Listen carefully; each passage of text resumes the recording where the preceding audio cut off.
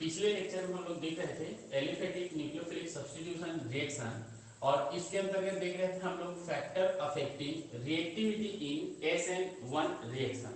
तो SN1 reaction के लिए जो रिएक्टिविटी है उसके बारे में हम लोग डिस्कस किए थे।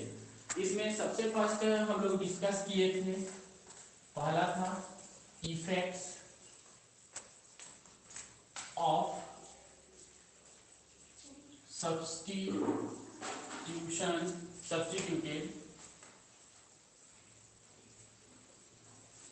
स्ट्रक्चर,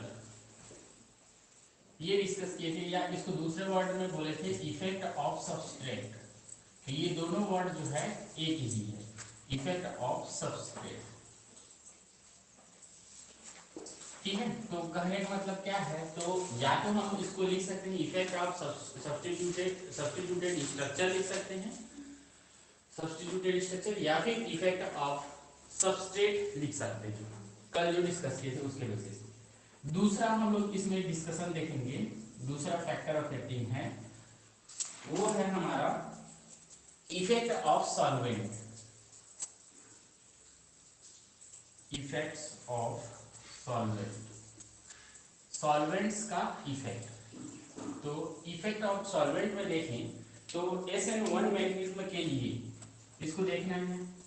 तो SN1 के लिए, तो SN1 के लिए हम लोग यहाँ पे बताते हैं कि more polar solvent is directly proportional to rate of reaction. तो इसके लिए होता है more polar solvent, more polar solvent is directly proportional to होता है rate of reaction, rate of reaction. तो कहने का मतलब क्या है, तो मोर पोलर जो सॉल्वेंट होगा, मोर पोलर सॉल्वेंट किसको बोलते हैं, पोलर सॉल्वेंट और नॉन पोलर सॉल्वेंट दो टाइप के होते हैं सॉल्वेंट। ठीक है, तो देखिए पोलर सॉल्वेंट में क्या होता है उसको, तो पोलर और है नॉन पोलर, नॉन पोलर। तो पोलर किसको बोलेंगे, तो पोलर मतलब होता है जिसमें पोल पाया जाए, डाइपोल। तो डाइपोल कौन कौन सा है, तो जैसे H2O जो होता है ये टूटता किसमें किसमें है, तो H प्लस में, साथ ही साथ OH माइनस में, इसको हम लोग बोलेंगे पोलर सॉल्वेंट। ठीक है, इसी प्रकार से HCl है, तो HCl कैसे टूटता है, तो H प्लस में Cl माइनस में, मतलब ये लिक्विड फॉर्म में होना चाहिए, तो ये सॉल्वेंट कहलाएगा। और साथ ही साथ पोलर कब कहलाएगा, तो जब इस पर क्या हो, डाइपोल उपस्थित हो। इसके अलावा देखें तो नॉन पोलर सॉल्वेंट हम किसको बोलते हैं, तो नॉन पोलर सॉल्वेंट में हम लोग देखेंगे तो ये जो स्ट्रक्चर है हमारा क्या होता है, ये तो बेंजीन। ठीक है, तो बेंजीन जो होगा ये क्या होता है हमारा नॉन पोलर सॉल्वेंट होता है, क्योंकि इसमें इसको डाइपोल नहीं कर सकते किसी भी प्रकार से। ठीक है, तो इसको हम लोग बोलते हैं नॉन पोलर सॉल्वेंट। दूसरा इसमें देखें तो पोलर सॉल्वेंट को देखें तो दो टाइप से हम लोग इसको डिवाइड करते हैं पोलर सॉल्वेंट। कौन कौन सा, तो polar protic solvent, polar protic solvent, और दूसरा इसको आइडेंटिफाई करते हैं polar aprotic solvent, polar aprotic solvent, polar protic solvent और polar aprotic solvent. Polar protic मतलब देखो प्रोटिक वर्ड लिया गया है प्रोटॉन से। ठीक है, तो पहला चीज पोलर सॉल्वेंट जो है वो पोलर होना चाहिए, साथ ही साथ उसमें प्रोटॉन डोनेट करना चाहिए, उसको हम बोलेंगे पोलर प्रोटिक सॉल्वेंट। जैसे कि ये दोनों देखो H प्लस है प्रोटॉन होता है, H प्लस है प्रोटॉन होता है, तो इसमें इस कैटेगरी में कौन कौन से आते हैं, तो H2O आता है और साथ ही साथ HCl आएगा। इसी प्रकार से CH3COOH है, तो यह भी क्या करता है, H प्लस डोनेट कर देता है और O माइनस बनाता है, तो ये किस कैटेगरी में आता है, तो ये आएगा हमारा पोलर प्रोटिक सॉल्वेंट के कैटेगरी में। क्लियर है, पोलर अप्रोटिक सॉल्वेंट मतलब जो प्रोटॉन डोनेट ना करे। ठीक है, तो प्रोटॉन डोनेट ना करे ऐसा सॉल्वेंट कौन सा होगा, प्रोटॉन जो कि प्रोटॉन डोनेट ना करे लेकिन पोलर हो, तो ऐसा सॉल्वेंट किसको हम लोग लेकर के चलेंगे, याद है?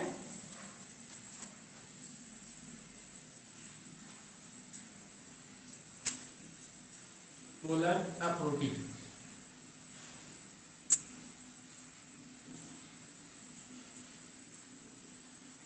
नहीं समझ में आ रहा है? नहीं वो हो रहा है,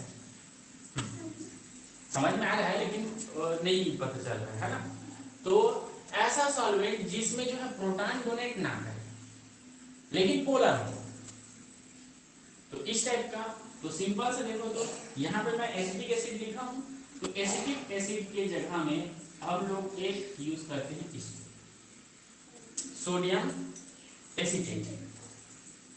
ठीक है, अब देखो यहाँ यह टूटेगा तो कैसे टूटेगा, सोडियम प्लस में और एसीटेट माइनस में, जहां पे सोडियम जो है वो प्रोटॉन नहीं है। समझ में आ रहा है? सोडियम क्या होगा, सोडियम प्लस आयन होगा, तो सोडियम प्रोटॉन नहीं है। इसी प्रकार से और बहुत सारे हैं। ठीक है, तो उसको जो है नेक्स्ट से देख करके यहाँ पे नोट कर सकते हो। ठीक है, तो सीधा सीधा ये है कि जहां पे सोडियम सॉरी एच ना हो उसकी जगह पे कुछ भी दूसरा हो लेकिन पोलर हो, तो वो होता है पोलर एप्रोटिक सॉल्वेंट। क्लियर है ये चीज? नॉन पोलर सॉल्वेंट मतलब जिसमें किसी भी प्रकार का पोल ही ना बने, माइनस चार्ज और प्लस चार्ज का सेपरेशन ही ना हो। ठीक है, तो यहाँ पे देखो तो क्या लिखते हैं, इफेक्ट ऑफ सॉल्वेंट। तो जो सॉल्वेंट है अगर वह क्या है, मोर पोलर सॉल्वेंट है, मोर पोलर मतलब जिसकी वे सॉल्वेंट जिसकी पोलैरिटी जितनी ज्यादा होती है, ठीक है, वह उतना ही क्या देता है, रेट ऑफ रिएक्शन देगा। क्लियर है? तो इसमें सिंपल सा चीज हम बता सकते हैं कि मोर पोलर सॉल्वेंट हो, चाहे वह पोलर प्रोटिक सॉल्वेंट हो, चाहे वह पोलर एप्रोटिक सॉल्वेंट हो, ये दोनों इसी की कैटेगरी में आ रहे हैं। तो सीधा सीधा हम बोल सकते हैं कि पोलर सॉल्वेंट अगर उपस्थित है, वह चाहे पोलर प्रोटिक हो चाहे पोलर एप्रोटिक हो, वह क्या करता है, rate of reaction for SN1 को इंक्रीज करता है।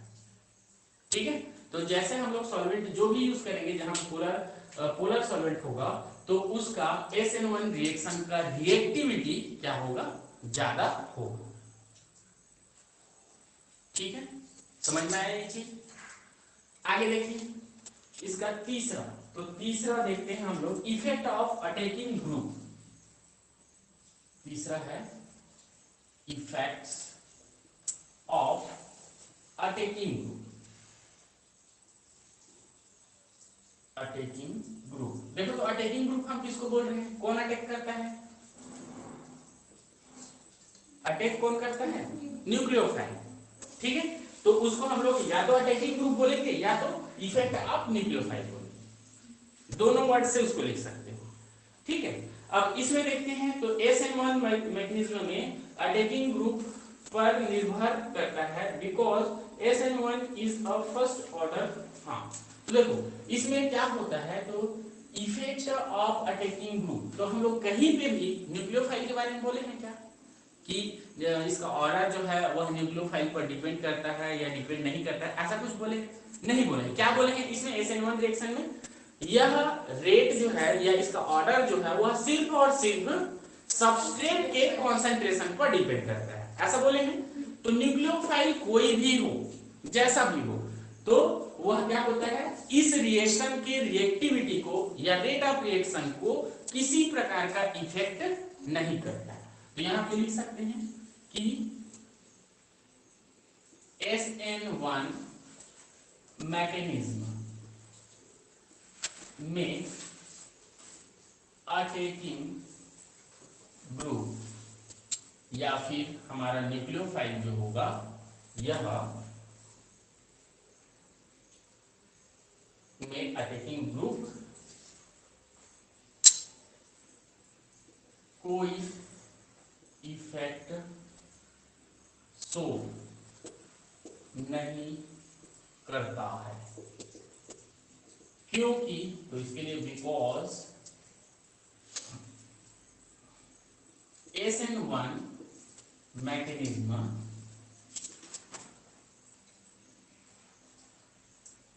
only एंड ओनली सबस्ट्रेट के कॉन्सेंट्रेशन, सबस्ट्रेट के कंसंट्रेशन पर डिपेंड करता है।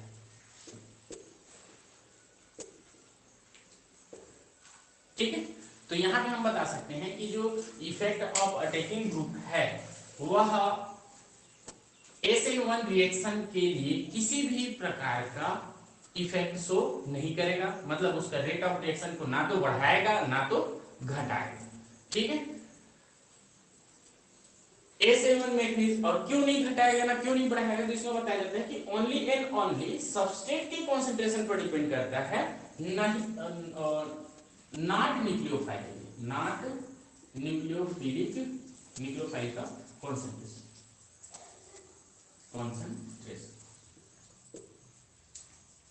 न्यूक्लियोफाइल के कॉन्सेंट्रेशन पर यह डिपेंड नहीं करेगा। ठीक है, बोलो ये चीज समझ में आया? दूसरा इफेक्ट समझ में आया?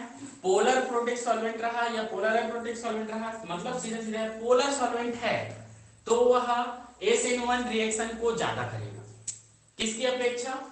नॉन पोलर सॉल्वेंट की अपेक्षा। ठीक है, अगला देखिए, तो अगला जो इफेक्ट है वो है न्यूक्लियोफाइल का इफेक्ट है। तो न्यूक्लियोफाइल जैसा भी हो, जो भी हो, ठीक है, वह क्या करता है, वह SN1 जो मैग्नीज्म होता है इसको किसी भी प्रकार से कोई इफेक्ट नहीं करेगा। ठीक है, अगला देखते हैं, इसमें तीसरा है चौथा है हमारा, तो चौथा है effect of leaving group, effects of leaving group. Leaving group किसको बोलते हैं पता है? हाँ, जो कि लीव करता है। ठीक है, लीव करता है मतलब जो छोड़ के जाता है, ठीक है, उसको हम लोग बोलते हैं लिविंग ग्रुप। तो इफेक्ट ऑफ लिविंग ग्रुप में देखें तो लिविंग ग्रुप का प्रभाव SN1 और SN2 दोनों में, लिविंग ग्रुप का प्रभाव जो होता है, लिविंग ग्रुप का इफेक्ट्स, लिविंग ग्रुप का जो इफेक्ट्स होता है वो क्या होता है, SN1 एंड SN2 मैकेनिज्म या रिएक्शन मैकेनिज्म पर सेम हो।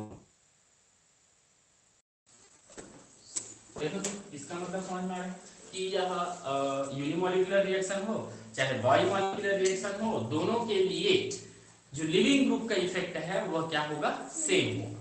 ठीक है, तो इसमें आगे देखिए, अर्थात सबस्ट्रेट में लिविंग ग्रुप की इलेक्ट्रोनेगेटिविटी जितनी अधिक होती है, ठीक है, यहां पे बताया जाता है कि अर्थात सबस्ट्रेट में प्रेजेंस लिविंग ग्रुप की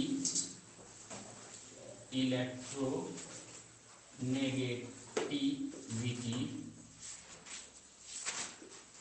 जितनी अधिक होगी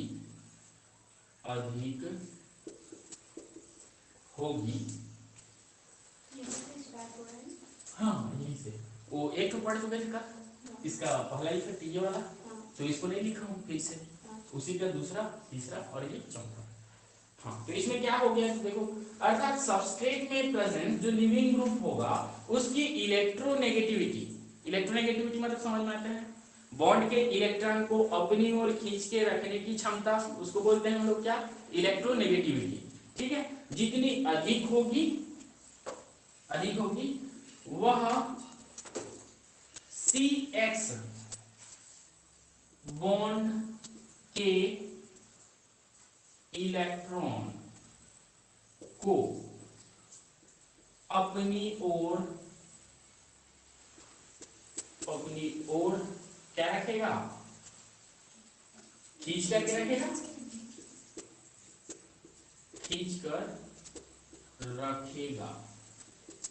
ठीक है, तो अपनी ओर खींच करके रखेगा, जिससे बॉन्ड स्ट्रॉन्ग हो जाता है, जिससे CX बॉन्ड क्या हो जाता है, स्ट्रॉन्ग हो जाता है। ठीक है, CX बॉन्ड स्ट्रॉन्ग होगा और CX बॉन्ड जितना ज्यादा स्ट्रॉन्ग होगा, CX बॉन्ड के स्ट्रॉन्ग होने से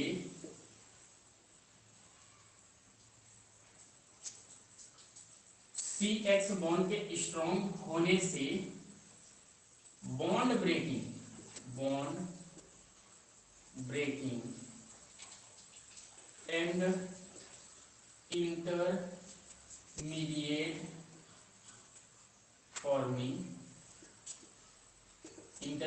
फॉर्मिंग क्या हो जाता है, स्लो हो जाता है, स्लो हो जाता है। ठीक है, और स्लो हो गया अर्थात रेट ऑफ रिएक्टिविटी घट जाता है। ठीक है, तो इसमें देखो क्या बोल रहा है, इसको मैं एग्जांपल के थ्रू समझा देता हूं। ठीक है, तो ये इसको पूरा लिख लेते हैं पहले, इधर कहोगे ना, उसमें तो रहेगा।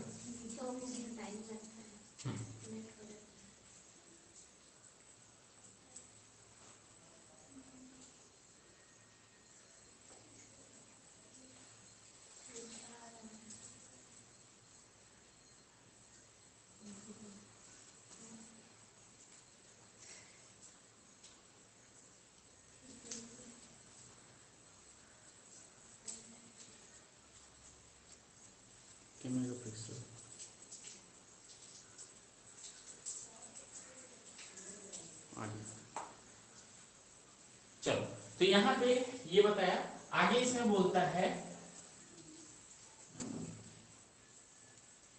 अतः लेस इलेक्ट्रोनेगेटिविटी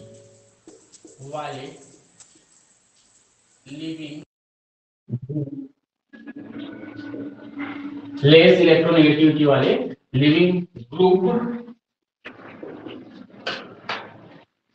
का रेट ऑफ रिएक्टिविटी क्या होता है, फास्ट या मोर हो। ठीक है, तो इससे क्या बोल दिया कि यहाँ पे जो लेस इलेक्ट्रोनेगेटिविटी वाला जो लिविंग ग्रुप रहेगा वह क्या रहेगा, तो उसका जो रेट ऑफ रिएक्टिविटी है वह फास्ट होगा या फिर मोर होगा, ज्यादा होगा।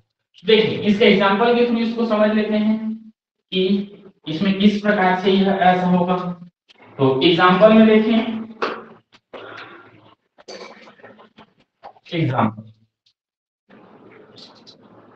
ठीक, तो इसमें देखो अगर सबस्ट्रेट ये दिया है, देखो तो R3C और यहाँ पे F दिया है, R3CCl दिया है, R3C यहाँ पे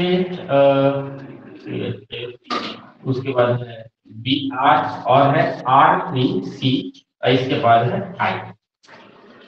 ठीक है, अब इसमें देखें तो किसकी इलेक्ट्रोनेगेटिविटी सबसे ज्यादा होगी, फ्लोरीन की आयोडीन की, फ्लोरीन की, क्योंकि यह सबसे छोटा होता है और यह क्या करता है, तो सबसे ज्यादा इलेक्ट्रोनेगेटिविटी रखता है। तो यहां पे लिख सकते हो F equal to more electronegative.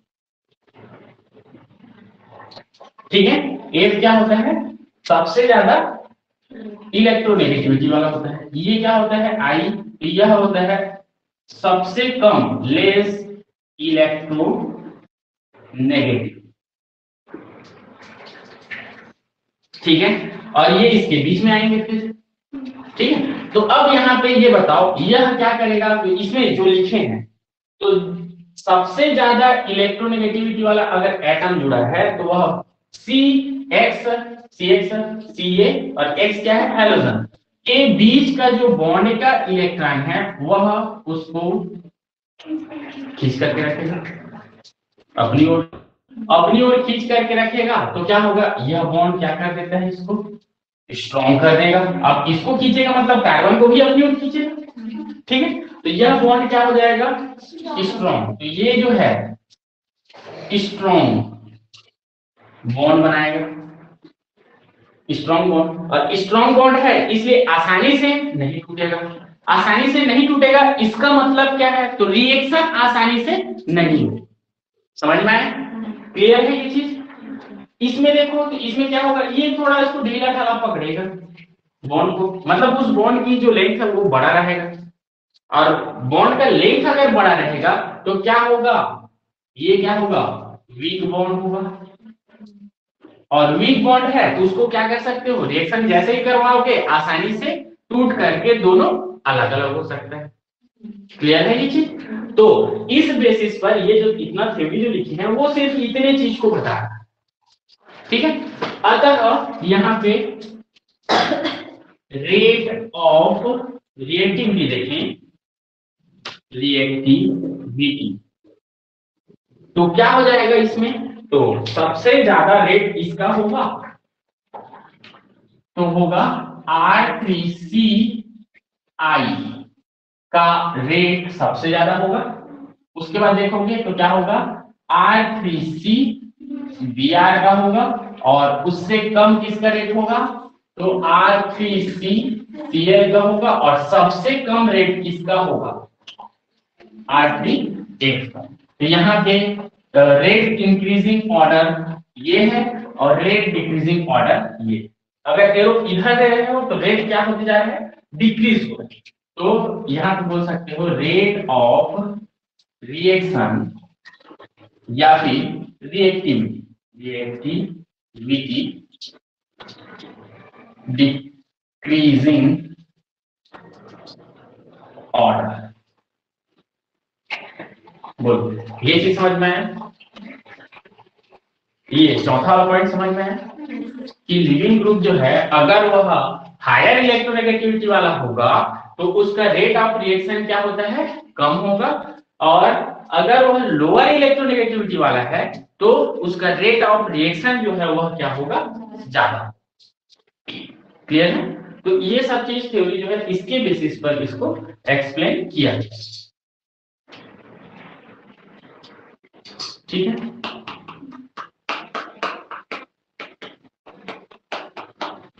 इतने में आपका SN1 रिएक्शन जो है वो कंप्लीट होता है। ऐसे ही पूरा डिटेल में हम लोग देखेंगे SN2। ठीक है,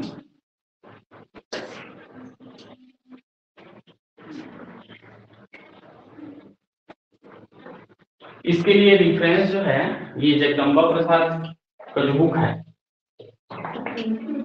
ठीक है, इसको देख सकते हैं। इसमें ये अच्छे से दिया हुआ है। साथ ही साथ जो जेरी मार्च का बुक देखेंगे मोटा वाला रेड कलर का, उसमें भी इसके बारे में आइडेंटिफिकेशन मिल जाएगा। और भी जो ऑर्गेनिक केमिस्ट्री की बुक है उसमें भी ये देखने को मिलेगा। साथ ही साथ इंटरनेट पर भी मिलेगा।